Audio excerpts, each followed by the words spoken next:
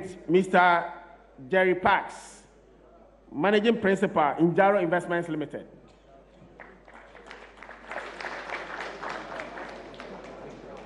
Mr. Kwabena Buama, Head of Investments and Client Relations, Stanley Ghana Limited.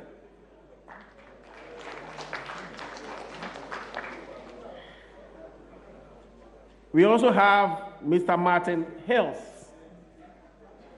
who's also an entrepreneur and a businessman.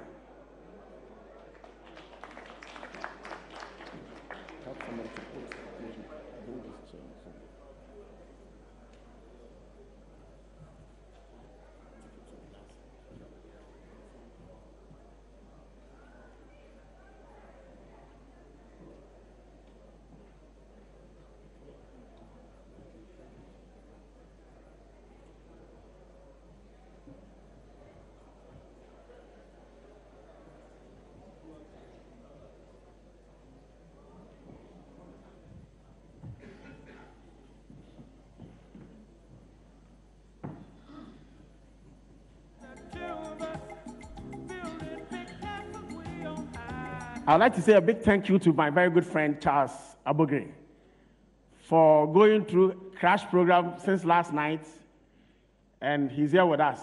Shall we put our hands together for Dr. Charles Agric, the CEO of SADA.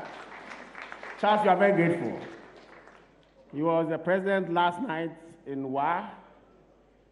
He couldn't join the early morning flight. He managed to get to Tamale, get onto the flight. Now he's here. He just walked in. Thank you very much, Charles. Shall we put our hands together once again for Charles? And also put our hands together for the panelists. Now I hand over to my good friend Ashon. Thank you.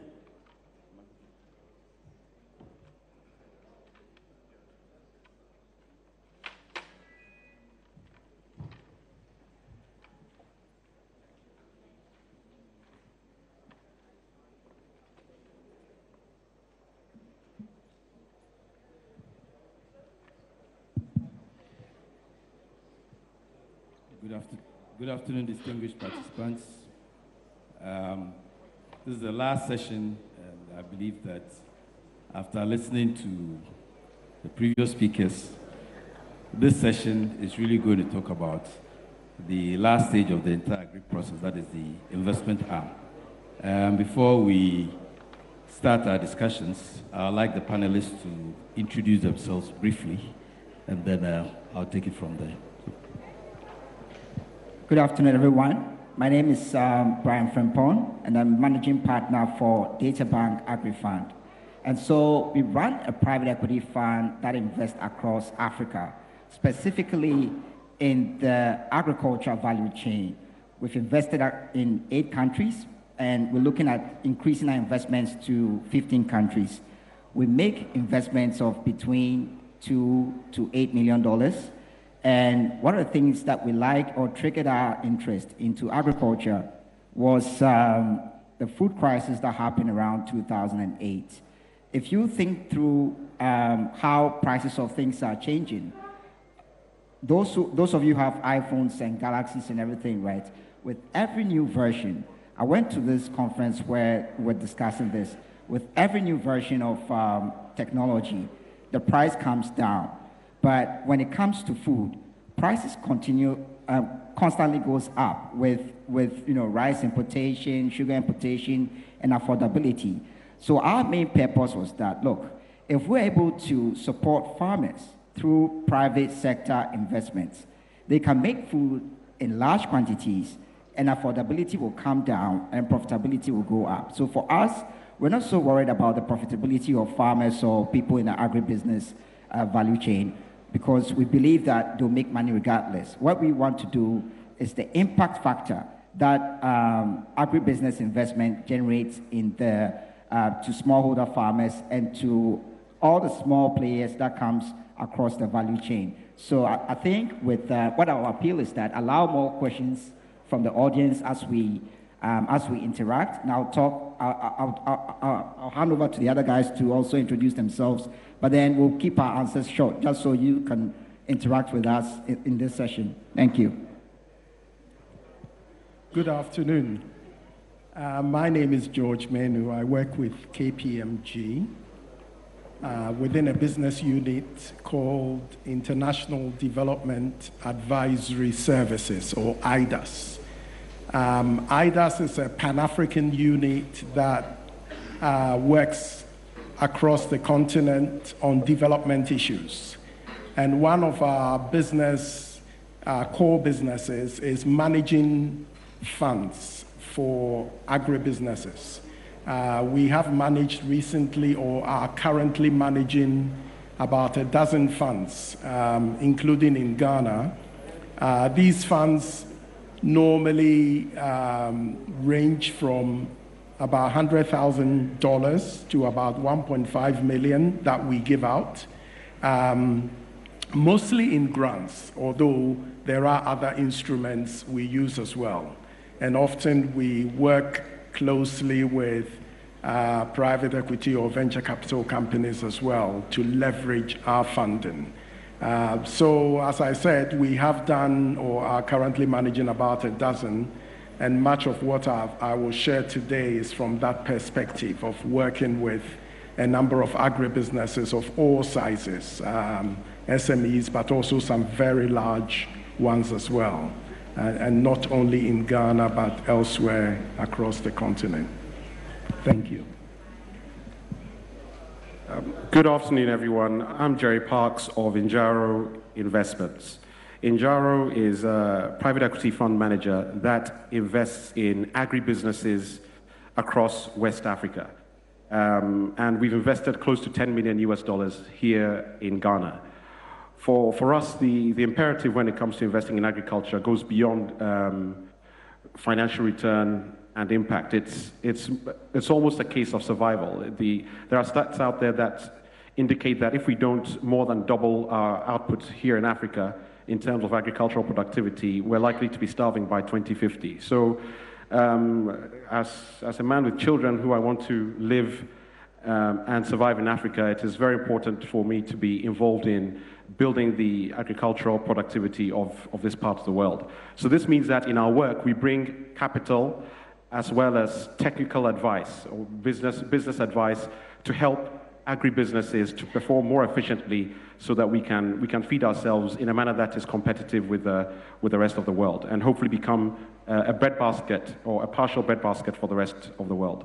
Thank you. Good afternoon. My name is Kwabena Boama. I'm the Chief Investment Officer for Stanlib Ghana Limited. Stanlib Ghana Limited is currently the largest pension fund manager in Ghana. And I guess we're part of this because we're looking at channels or ways in which we could move pension funds into the real sector by supporting agribusiness for development and growth. Thank you. Thank you. Good afternoon, everybody. My name is Martin Hiles. I'm here because of my experience on Volta Lake as the MD of the Volta Lake Transport Company for a couple of years. I came to realize what a huge wasting asset the lake and the water it carries through the rivers feeding it represent to Ghana and the potential development. The Vice President referred to access by roads to unused agricultural land. When you've sailed up and down the Volta Lake a few times, 600 kilometers long of navigable water, and you see there are only 4 major road crossings, and every single community other than that, those 4 major crossings, does not have a decent road feeding it. But the lake is the road, and it also brings the water that can provide the irrigation that has been mentioned by virtually every panel session here. But also in my time at Volta Lake, I had 3 major farming companies come to me, all overseas, from the overseas, with investments ready. They all left because, one, they could not get tenure of land. When there was the one group of Americans that left only 3 years ago that had access to land for long term, when the big money was about to come in, their national partner demanded on a dramatic increase in his share. And the potential of having to take that to court to get it sorted out, they actually didn't bring the money, and they've now left the country. The other two large investors, which one was Indian, one was UK, didn't come because they couldn't access the land that they had acquired the rights over for a long term, because they needed those long-term rights to change the soil and bring the local infrastructure for the farm, put their own roads in, put their own electricity in, to actually put the fencing in and the housing for the many staff they would need.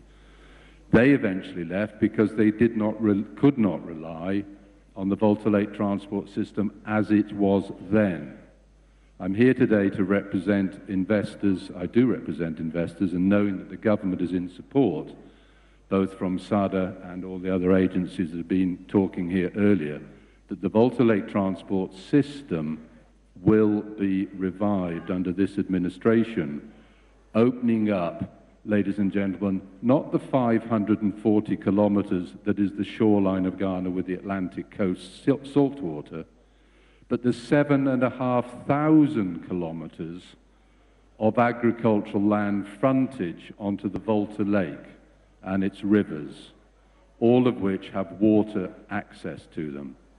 A vibrant shipping company on the lake and the improvement of safety of travel on the lake for all those communities is what I'm here to support, and hope that the agricultural land that this system will bring into use in Ghana is just so vast that it could feed Ghana alone and change the food security in this country.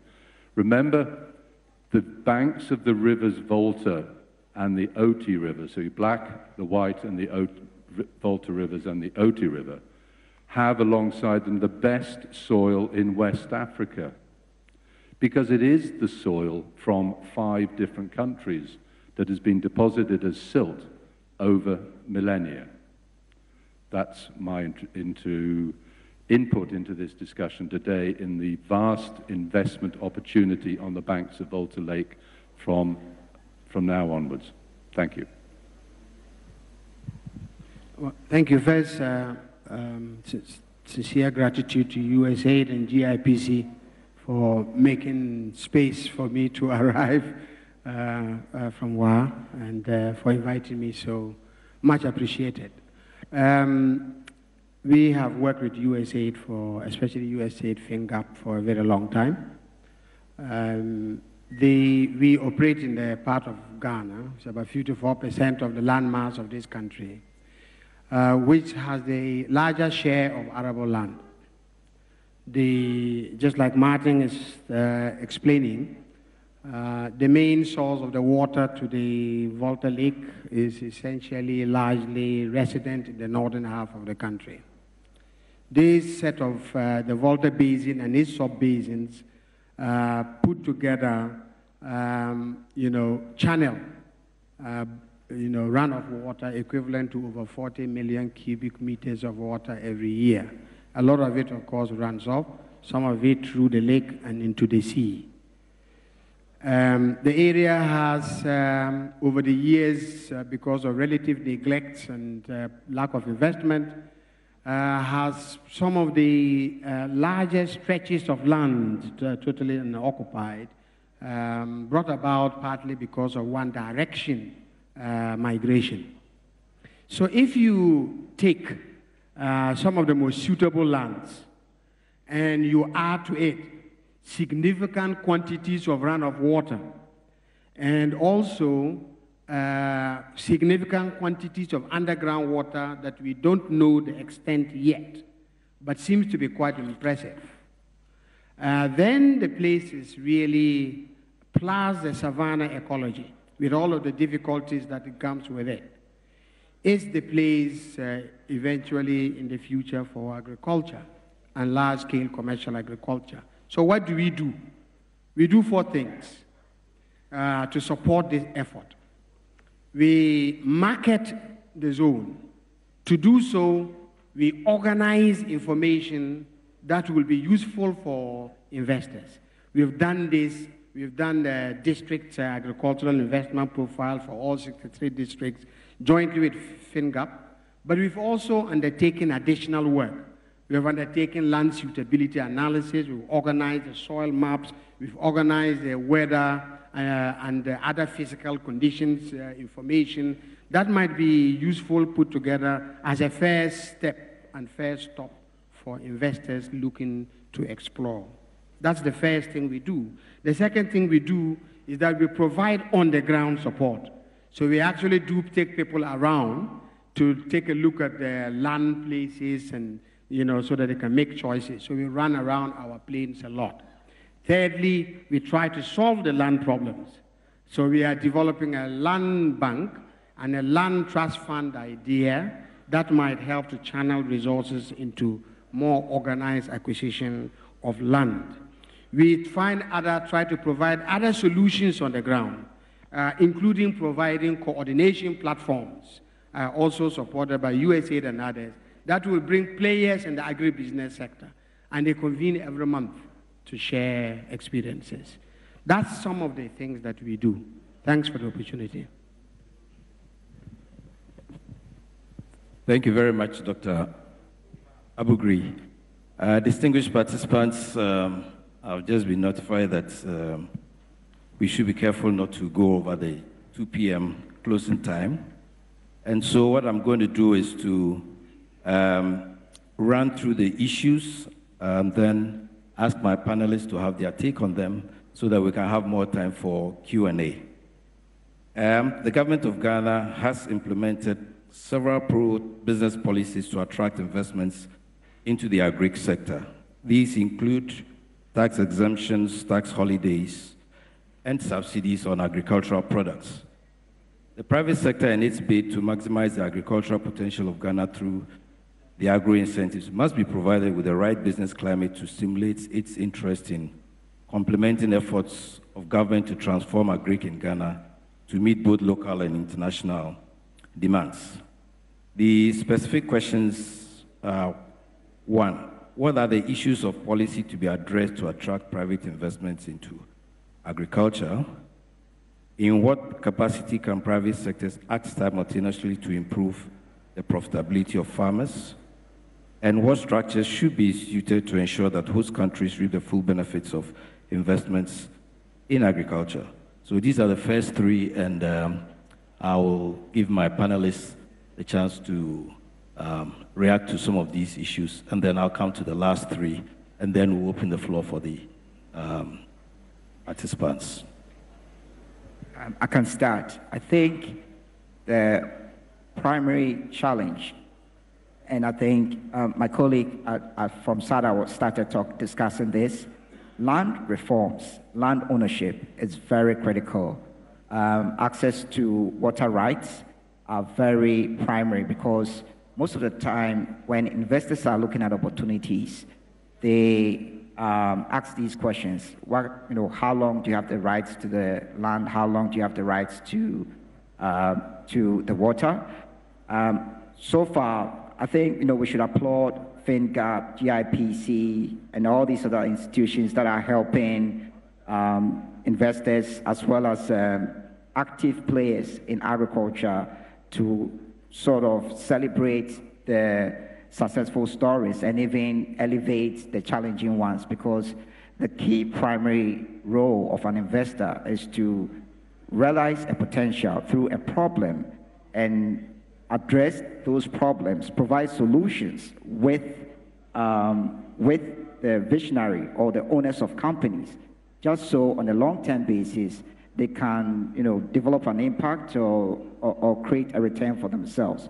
But then if certain core problems such as land ownership is not properly addressed, or even land rights, then both strategic and financial sponsors will have a challenge in deploying capital, because land could be used as collateral even for accessing debt. And private equity owners too would like to know that the land can be actually monetized as part of its assets. So I would dwell on that as a key primary issue that requires a lot of reform.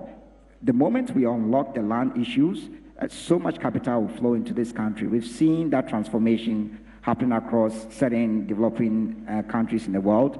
And so far, Ghana is at the forefront of agriculture development. So we don't want to miss out on playing a leading role in attracting agricultural investors. Okay. I give 3 minutes each for the interventions, and then we'll move to the next round. May I go? Dr. Meno. Thank you. I think the issue of property rights has been mentioned quite extensively, so I will skip that, although it's clearly very important. And it's something that comes up again and again, and I think we really need to find a solution rather than repeating it all the time in fora like this, but I'll skip that. I want to talk about access to finance next, which has been mentioned before. We know that financing agriculture is a tiny fraction of total financing by banks and so on. And in the previous session, I heard a suggestion that banks should be mandated or forced or instructed to lend a certain proportion. I think 20% was mentioned. Much as I agree with the spirit behind that, I'm not sure that would be a great idea. There are many countries that have tried that, not necessarily for Agric. They've put in legislation forcing banks to lend to SMEs and so on, and it hasn't worked. In some countries, the banks have opted to pay the fine rather than lend the money. Okay, so I'm not sure that's a good idea. However, somebody is trying to stop me from talking, obviously. What I would suggest, you think it's the mic? Okay. What I would suggest rather is that we need to find ways of incentivizing banks and others. And there are many ways. For example, challenge funds. You know, I mentioned that we manage several funds. We've managed over $1.5 billion in funds in recent years. Those can be used. There are instruments of incentivizing them to come along. But I'm not sure I'll go down the route of mandatory limits. You know, these are private banks, it's their money, they do what they like with it, you know, so I'm not sure I'll go with that. But access to finance definitely is an issue. Since we have 3 minutes, I'll also mention access to information.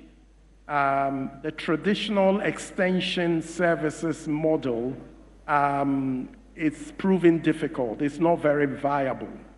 Okay, so these days somebody talked about mobile phone and digital.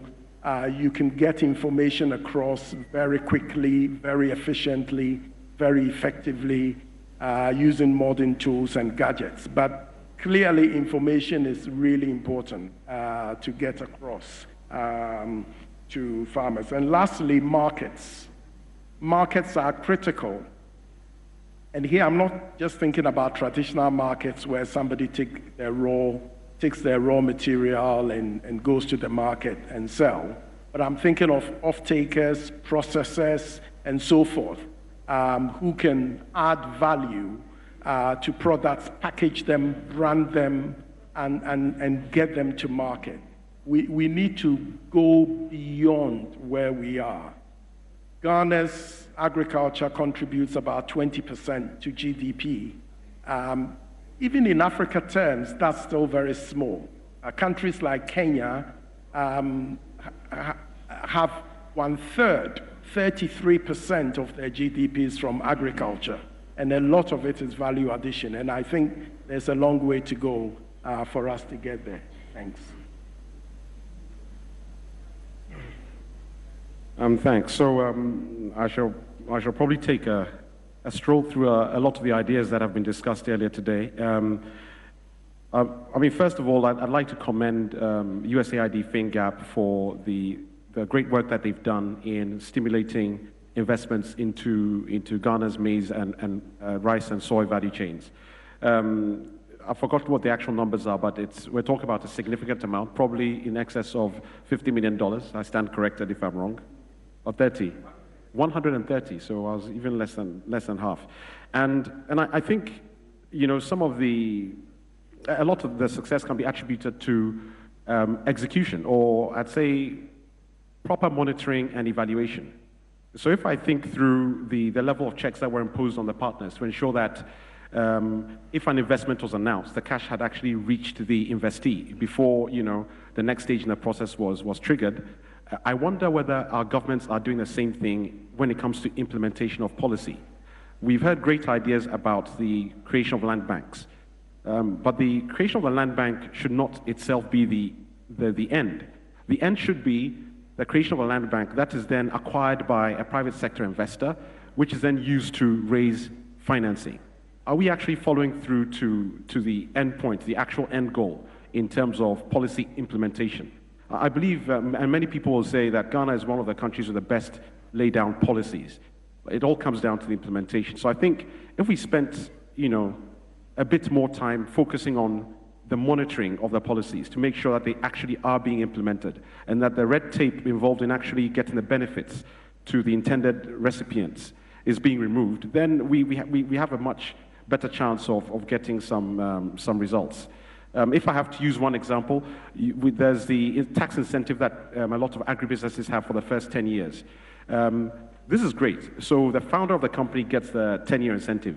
But what we know about the agriculture sector is that there are a lot of hiccups and there's a lot of stumbling and failures, and then you might have another investor coming in year 7. Now that investor, why doesn't that investor also benefit from 10 years? Because they're coming in, starting from scratch.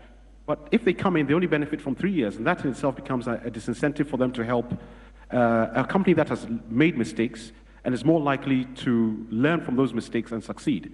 And they're forced, but rather they're forced to go and start a new business in order to benefit from that tax incentive. So probably a few of the objectives need to be looked at a bit differently so that we can extend the benefits to the people who will make the best use of them.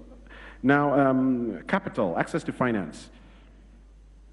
Actually, I'll probably take a step back from that. I don't see that as big a problem as the access to skills or the supply of high-quality entrepreneurs into the agriculture sector. We've been fortunate today to listen to a few strong entrepreneurs, but they're limited in number, and the agriculture sector is not attracting, it's not continuing to attract our best and brightest. I mean, the big question that I have is, where are the next Tom Gambras and Catherine Krobodusas coming from? I know that there's a few people like Chocho Tractor, but we need thousands of them in order for us to ensure that we're getting the right skill set into agriculture that will attract capital. So let's think about how we can celebrate those who are excelling in this field so that it will become attractive to more people. And I'll make one very quick point on equity, because my moderator is looking at me. Which is that we need more locally sourced equity capital going into agriculture. Stop bashing the banks. Their job is not to make loans in early stage businesses. That is a job of equity investment. So knowing that I've got Stanley next to me, hopefully he'll say something positive about providing local equity sources for agribusiness. Thank you very much.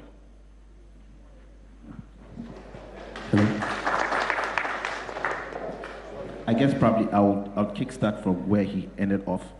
There's been reforms in the pensions industry with respect to investment guidelines, and this has created a new asset class which actually allows pension funds to be channeled into the real sector through another vehicle.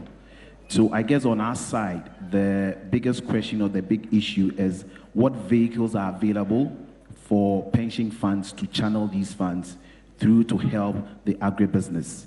As a fund manager, we will not be in a position to interact daily with the farmer and to go into the primary production.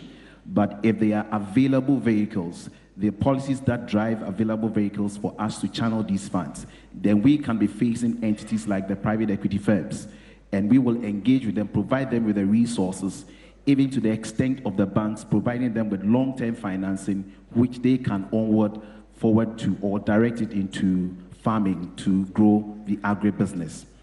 I guess the other thing that probably we also need to look at. Recently, we had the energy bond on the ESLA, which is being looked at. Why can't we have policies that addresses the infrastructure gap in the agribusiness, right from primary to distribution to market, so that we can bridge that gap and enhance that space for us to be able to fund and scale all those businesses or institutions within that space. And that will go a long way to incentivize the farmer to keep producing much more, because he knows that at the end of the day, there is a system in place that would enhance their growth and business. Thank you. Thank you. I'd like to underline what has been said about the security and tenure to agricultural land, because I think following the tenure and security of tenure to the farmers, that the finance will come along with that concurrently. The redefining the Ghana offer for agro investments, we have people, we have land, we have sunshine, and we have money, most of which is not being utilized successfully in attracting and growing our small-scale farmers, and we're not bringing in the large-scale farmers. The best fertilizer is the farmer's boot. You can't get to the land. You can find the land where people are subsistence farming, but we don't have a light aircraft policy. You can't actually fly over and visit your land. I've tried recently just to fly up and down the lake. There are no light aircraft available to rent in this country. There's very little access to the IT technology of drones, so that the monitoring agencies and the mapping agencies can see the land. There is not, I spent the first 30 years of my life as a farmer and managing estates in Australia, New Zealand, and the UK. I've noticed in Ghana there never seems to be an average yield. It's either plenty or very little. We could always borrow in the UK, Australia, New Zealand, because we had two things. We had average yields. There's books written, John Nix is one I remember, that you can reckon and do your budgeting on average yields. You know if it's not good this year, it'll be okay the following year, because we have the information, we don't rely 100% on rain-fed agriculture, and we know that things over several years will average out, and it will give the banks confidence to lend to us, because we also have tenure of security of tenure of the land, whether as a tenant farmer or a farmer, an owner. And we could invest, we could plow in inputs, we could do minimal tilth farming, which takes years to build up a good soil, which is what is needed. But we have people, we have water, we have sunshine, and we have the land. We can't get at the lot of the land, but it's out there. And until we have those policies in place that will secure long-term access, farmer doesn't need to own his land, but he needs to know that if he's going to put his sweat into it, it's going to be there for his children in 15 to 25 years' time. And that will allow the banks to have confidence to lend to those farmers that will be there for a long time. I think pretty well everything else has been said. A lot of very honest comments have been made today about the situation in the country. Policy, the Volta River Authority have control over 1 mile of all within, from the shoreline to the hinterland, of the 7,500 kilometers of shoreline of Volta Lake. Makes them one of the biggest land controllers in the country. Yet that comes under the Ministry of Energy. So when somebody wants to come and invest in land on the Volta Lake, the Afram Plains, the Oti River, the Black River Volta, the White River Volta, the first people he has to actually seek permission from is the Minister of Energy not agriculture, not water use rights. There are issues like this that I don't think will be a problem to solve, but what you've got to realize that they are there, and some policy maker, higher possibly than ministries, maybe under the Vice President's office, where the potential turf wars of developing some of our lands and making sure that no semi-artificial hurdles are in place are removed and can be overcome for all.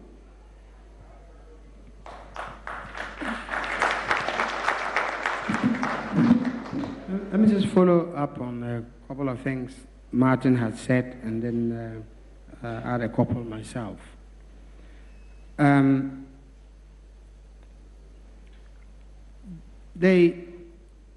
are a number of, from the experience, my experience the last 2.5 years trying to acquire land or help farmers acquire land, there are a number of things related to policy, others really practice and experience. So the broad policies are clear in terms of the processes you take to get title, the length of your title, depending on what what the land use is, and so on. The practice is one by the lack of cadastral data on land in the country. Everything you want to do, you have to start almost afresh. So when you pick up your piece of land, you are unable to monitor the ownership of that land relative to other owners around you. Actually, it is difficult to to ensure security over the piece of land, because that piece of land situates and is surrounded by other pieces of land and ongoing. Investing in cadastral data may be expensive, but is absolutely critical for organizing the land ownership and the property rights issue. The second is practice. At least from where I come from, until very recently, there has not been experience. So addressing large-scale land acquisition, 10,000 hectares, 20,000 hectares, 50,000 hectares. If you want to do sugar, a minimum of 20,000 to 30,000 hectares makes sense. 30,000 hectares is like as far as your eye can see. It's a scary phenomenon. And that is an experience we have to walk with, and walk with the communities with that experience. This is one of the reasons why we propose a land trust concept that helps communities with suitable land to already register those lands in a mechanism which is legally enforceable, that enables more than the chief to superintend negotiations with investors over that land, so that the process delivers mutually beneficial results. And I think it's a suggestion that needs pursuing a little bit further in terms of that, combined with the issue of organizing data and information around land. But I also think that there are three other things that are constraining or at least increasing the transaction costs associated with using land productively for agriculture, which in turn becomes an attraction for investment, at least in our area. One is the lack of a government policy and strategy for overall water resource management, whether it is flood waters or it is, basically the monitoring of surface water bodies or the management of underground water bodies in a consistent way that enables a balance over long term between extraction and recharge for sustainability purposes, so that the information is also clearer to whosoever is coming to acquire a piece of land for agriculture that also requires reliable water systems. So investing in that strategy for overall water management, especially the Volta Basin, where the large pieces of land for grains and the type of crops that USAID is supporting thrive most.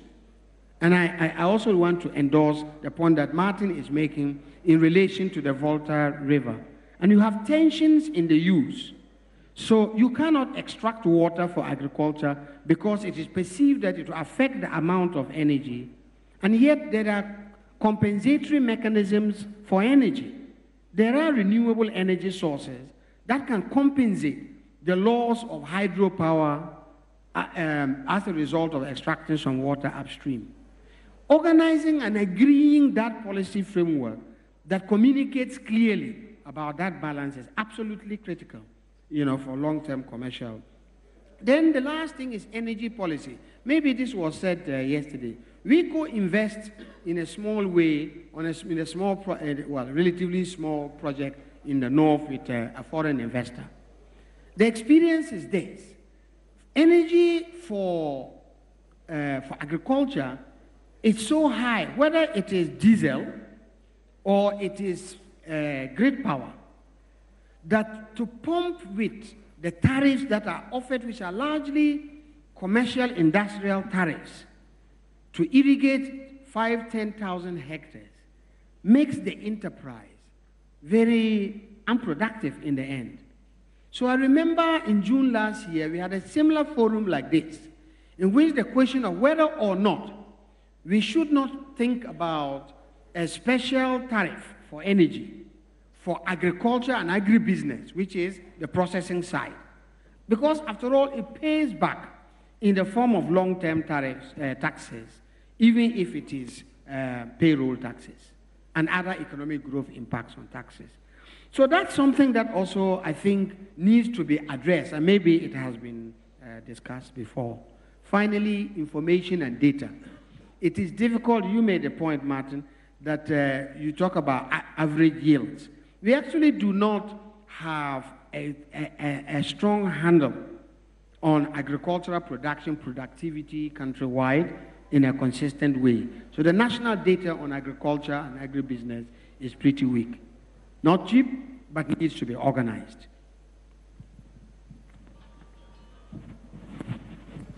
Thank you very much. From the initial submissions, we all recognize that policy is one, and monitoring of the policy, we have to cut through the red tape, the incentive regime, which sometimes becomes a little confusing for most people. Land, well, land is everywhere. We need to tackle that problem. And finance. And looking at the time, I think I will now open the floor for questions, and we'll take 4 questions at a time, and I will plead with you, you identify yourself, go straight to the point, and if possible, indicate who you want to address your question so that we can make progress. We have just about 12 minutes, and maybe the organizers will add another 8 to make it 20 in all. So first question. Well, it's not a question, but rather all the discussion I've heard, there's nothing about compliance. Governments, successive governments, have come on so many policies, and no one has able to follow those policies and ensure that it has been implemented. And without that, we will continue throwing money into those policies. So we recommend that the government set up a compliance board so any policy by any government, successive government, can be monitored and come out with results and see what are the problems so they can be managed properly. I'm Charles Queening, Dr. Queening, Country Director for Literacy Bridge, Ghana. Hi, my name is Edison from Agric. So what we do is connecting farmers to markets. I see that there's a lot of agreement from the panelists about the fact that we need to have information and we need to have markets, right? That there's scarcity of data. One of the things I'm finding a struggle, and I want answers to, is that together, can you tell me how we can redefine the Ghana offer in terms of thinking about innovation? How can we start to innovate access to financing in the agribusiness sector in Ghana, and not just state the problems that we've stated 2-3 years ago, or the past 10 years, the same problems, and the answers we give are the same answers we're given the past 10 years. What will make this difference is if there's something innovative about what we're saying. A quick comment, a suggestion, is looking at companies that are already doing something like that, like Pharmaline, or, just companies like Pharmaline or other companies that are they already are trying to access or provide innovative ways to accessing data. What's the possibility of taking those kinds of small information and just making it a national solution, as opposed to just talking about the problem and talking about the solution without providing an actual, how do we move from where we are to where we need to get to? Otherwise, we'll leave this conference again, and next year we'll come back and say the same thing again. Thank you.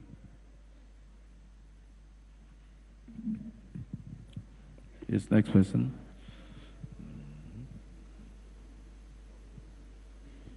Thank you very much. My name is Idisa. I want to address, I'll talk about some few issues.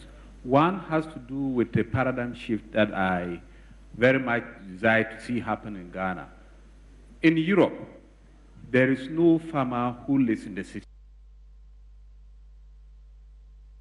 Here in Ghana, you go invest so much, and then you live in the comfort of your room and think that you have some investment, like rice farm. You wake up one morning, your whole farm is bent.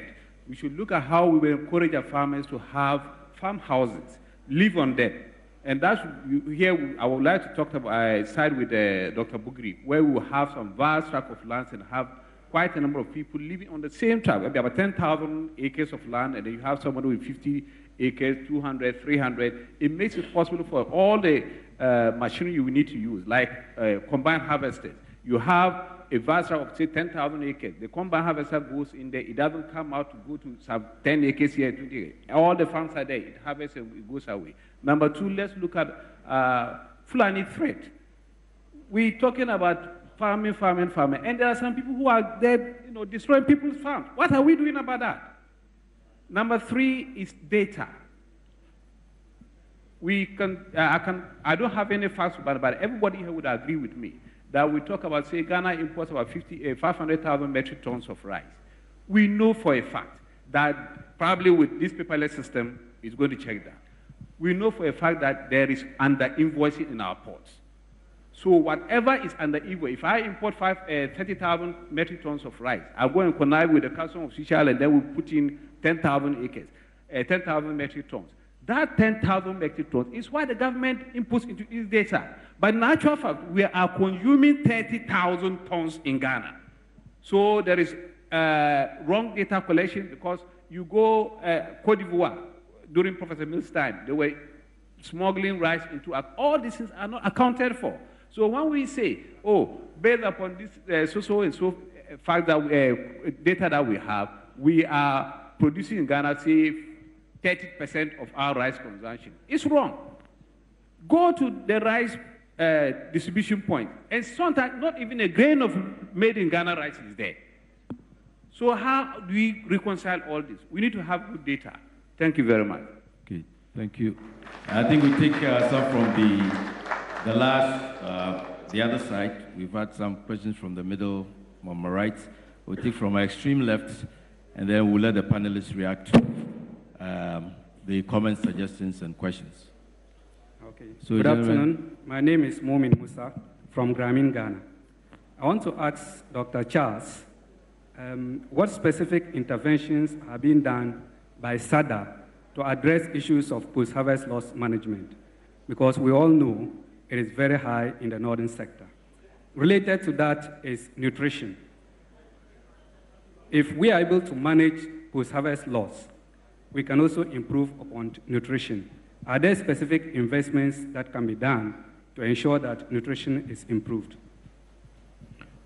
Okay, we'll allow the panelists to react to your comments, suggestions, and questions, and then we'll take the last round of questions. It's almost 2, so that my chairman doesn't find me. So, panelists, if you want to react to the comments, I know Dr. Charles Abugri, you have been fingered, so maybe you will respond to the first one, and then Mr. Fupoy take the next one. Yeah, okay. Let me comment on the Ghana offer part, if that's okay. So, to the gentleman who asked the question, I understand your frustration, but I guess in order to create a solution or define a solution, we first need to understand the problem. And I think the answer is on the flip side of the challenges highlighted. So, I mean, speaking from the perspective of someone who has to raise capital from international investors and tell the investors that we're bringing the money to Ghana, a few ideas I can share on building a Ghana offer are as follows. I think one, it would help if we have, okay, let's first look at the assets. People like investing in Ghana because we have political stability, because we have, rule of law and the ability to deal with cases relatively efficiently in our law courts. They also recognize that we have certain crops for which you can do local value addition. There's also the import substitution opportunities related to rice. But to close the circle and ensure that we actually have a tangible offer that will attract capital, I think it would help if we focus on either using some kind of growth poles, which are conglomerations of industries and stakeholders that work together to ensure that we have a very positive, business investors have a positive result. This is sort of one of the easier ways in which you can do it. You can pick 3 or 4 industries, focus on those and ensure that we've smoothed the path for any investor coming in so that whatever they do in that sector, say cocoa, if you want to be a processor producing chocolate, we've created an enclave, an industrial enclave, and the government has started talking about these industrial parks. So these are the beginnings of the Ghana offer. And for me, I'm encouraged that the government is beginning to talk about how to actively promote specific sectors. So it is all about leveraging what we have that everyone knows us for, and then adding on to that for sectors where we can show some quick wins. I think that's probably a good enough answer for now. Thank you. Yeah, just to top up on what Jerry said, information is very important, and as an outside investor, as well as even a domestic player in the market, I mean, companies like Farmerline, Isoko, are playing a pivotal role in providing weather data, statistics on soil, sales, pricing of commodities and all these things. And it helps us address some of these post-harvest losses issues that you mentioned, although I'll leave Dr. Charles Abugri to address some of that. But if people have good data, then they can make the good decisions on investing in storage facilities, going to clearing houses, building warehouses that can store certain capacity of food and then release them when they think the market needs them. And then even be able to access international markets to export any excesses that are there. But then we need institutions such as GIPC. GIPC is doing an excellent job, but we need institutions such as GIPC to push government to say that, look, in every industry, you need enabling cheap capital to support dissemination or collection of data. And if it's something that statistical institute needs to sort of be adequately funded, they can provide the baseline for this, and as things become more commercialized, there will be a private investor who will be interested in investing in technology to sort of collect this data, sell this data, and by the time we realize, it will become a viable business that supports agriculture. Because over the past 10 years, agriculture technology is becoming very, very much important. But if we don't think through and think about leapfrogging to tap into how to use technology to be able to make access to funding, access to opportunities very viable, we'll miss out. But it has to start with